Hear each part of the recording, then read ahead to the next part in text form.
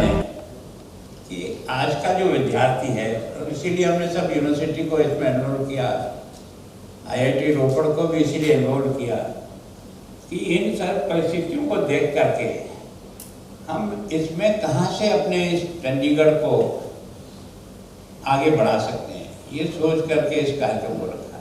वैसे भाषण तो मुझे बहुत लंबा चौड़ा बना के दिया, पर मैंने बहुत स्टार्टअप जानता भी नहीं, बिजनेस कैसे होता, हम तो ये भाषण देने के काम में लग गए।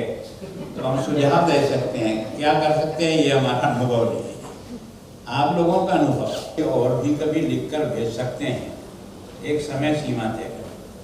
फिर एक बार इनमें से ही कुछ और लोगों को एक कमेटी के रूप में बिठा दो और बैठ करके उसमें से क्या जोड़ा जा सकता है, क्या हम क्या करते हैं। सबसे बड़ी जो समस्या है, हमारा बजट लिमिट है 10 करोड़। अब हम चंडीगढ़ में इसको जब प्रारंभ कर रहे हैं तो हमें अपनी बजट की तरफ भी बार बार देखना पड़ता है। जब हमारी क्षमता बढ़ेगी तब तो हम इसको और अधिक बढ़ा सकेंगे, लेकिन इसके कारण से हमने अपनी क्षमता देखते हुए यहाँ कैसे स्टार्ट को ग्रो कराए, क्योंकि प्रधानमंत्री जी की जो मंशा है वो 2016 से ही वो इस विषय को लेकर के लगातार प्रयास कर रहे हैं। और आज अपन दुनिया में 30 नंबर पर स्टार्टअप में अपनी स्थिति बना दी है। तो मेरी मंशा ये थी चीफ सेक्रेटरी साहब से और बाकी सब से भी कि अगर पूना बन सकता है, बेंगलोर बन सकता है, अहमदाबाद बन सकता है, तो चंडीगढ़ क्यों नहीं बन सकता। और इसलिए क्या है कि इनके 3 के कंपैरिजन में हम चौथे जल्दी से जल्दी खड़े हो जाए, ताकि हमारे यहाँ और कोई जॉब का रास्ता दिख नहीं रहा है। और यहाँ की इंडस्ट्री जो है ना, वो यहाँ के बायलॉज के कारण से काफ़ी सख्ती में है। तो कोई आगे बढ़ने का अवसर अगर कहीं मिलेगा, इस पॉलिसी के आधार पर नए बच्चों को एक रास्ता मिलेगा और कुछ इसमें उनको सहायता मिल करके वो अपने बूते पर यहाँ के आवश्यकता को ध्यान में रखते हुए शिक्षा, चिकित्सा, पर्यावरण। अब जैसा आपने कहा एग्रीकल्चर का, अभी हमने एग्रीकल्चर पर इस पर कम ध्यान इसलिए दिया कि हम चंडीगढ़ में कोई एग्रीकल्चर का भी एकदम सीधा ही कोई इन्वॉल्वमेंट हो रहा हमारा, ऐसा अभी हमको लग नहीं रहा है। क्योंकि हम अब आपने जो सुझाव दिया कि कुछ और एरिया बढ़ाया जाए जोग्राफिकली, तो जैसे जैसे हमारी स्थिति बनेगी हम बढ़ाएंगे।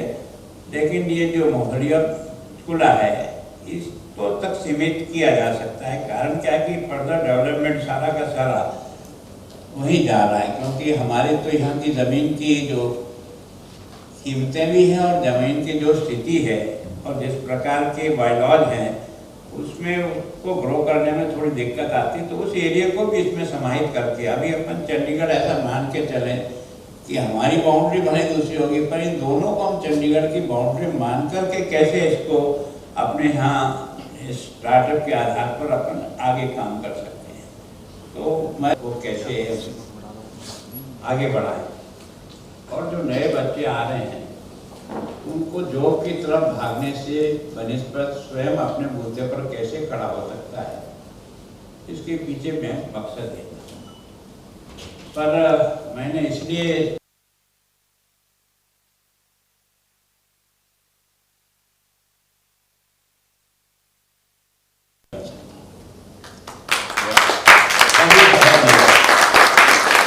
हमें केवल आदर्श की बात दिखाने से नहीं है, उसको हाथ में काम तो देना पड़ेगा। और जिसको काम मिल जाता है वो अपना बाकी सब चीज़ों से अपने आप दूर हो जाता है। अब ये काम कैसे मिले, ये आपका और मेरा, हमने तो खाली एक जो ही आपके सामने रख दी, पर इसको बनाना आप ही को है। क्षमता हमारी देखनी है, हमारी लिमिट कितनी है। लिमिट को बढ़ाने के कोई और रास्ते हों तो वो आप सजेस्ट करें कि हम इसे 10 करोड़ की सीमा को 100 करोड़ तक ले जा सकें। अगर क्षमता बनेगी तो इसको अपन 100 करोड़ तक भी ले जा सकते हैं, कोई दिक्कत नहीं। लेकिन अभी जैसी प्रारंभ की स्थिति है उसको ध्यान में रख करके हमने इसको, तो मैं सोचता हूँ कि कुछ समय दें, इनसे भी दें, और जो आज यहाँ नहीं है और जो भी अपने को कुछ स्टार्टअप पॉलिसी को पब्लिक के लिए जारी कर दें, और उसके बाद जो सुझाव आते हैं उनको बैठ करके एक छोटी कमेटी बना करके उसके सारे जो इतने भी हैं उसको ठीक तरह से डिस्कस कर लें, और डिस्कस करने के बाद उसको फाइनल करके जारी करें। और मैं सोचता हूँ कि आपने जैसा लग किया, मेरी और आपकी सबकी इच्छा है कि चंडीगढ़ से ज़्यादा कोई अच्छा शहर नहीं हो सकता, और ये अच्छा शहर केवल और केवल देखने से नहीं चलेगा, उसका पेट में भी जो आवश्यकता है उसकी पूर्ति तो करना पड़ेगा, तभी वो बढ़िया लगेगा। भूखे आदमी को भले ही आप स्वर्ग में भी ले जाओ तो उसे स्वर्ग भी अच्छा नहीं लगता है।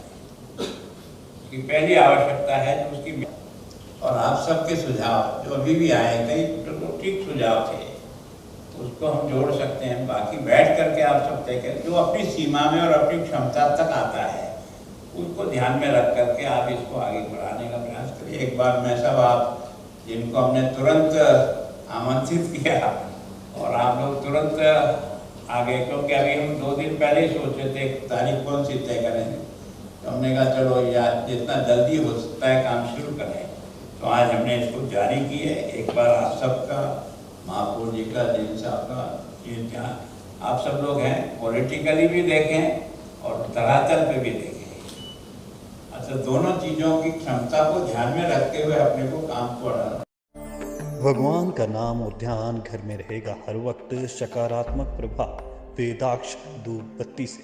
वेदाक्ष ज्योतिष सेवा संस्थान द्वारा अभिमंत्रित धूप बत्ती रोज, मोगरा और बेलपत्र की महक से लक्ष्मी का होगा वास।